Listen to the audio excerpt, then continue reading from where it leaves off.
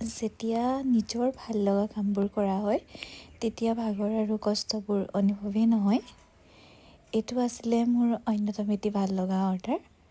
ইয়াতে এগৰাকী কন্যাই তেওঁৰ বিয়াৰ বাবে এটা গাৰু কভাৰ লগতে ৰুমাল আৰু এটা হুপ এম্ব্ৰইডাৰী বনাব দিছিলে। ইয়াতে হুপ এম্ব্ৰইডাৰীত যিখিনি লিখা হৈছে সেইখিনি তেওঁলোকৰ ফালৰ পৰা দিয়া হৈছিলে, মই বাকীখিনি সম্পূৰ্ণ কৰি দিছোঁ।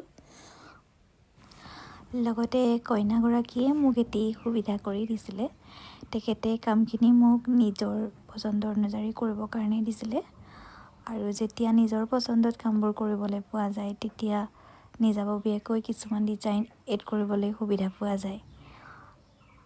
তেতিয়াতো কামটো কৰিবলৈ আৰু ভাল লাগে, নহয়নে বাৰু? বাকী আপোনালোকৰ কেনেকুৱা লাগিছে জনাবলৈ নাপাহৰিব। ধন্যবাদ।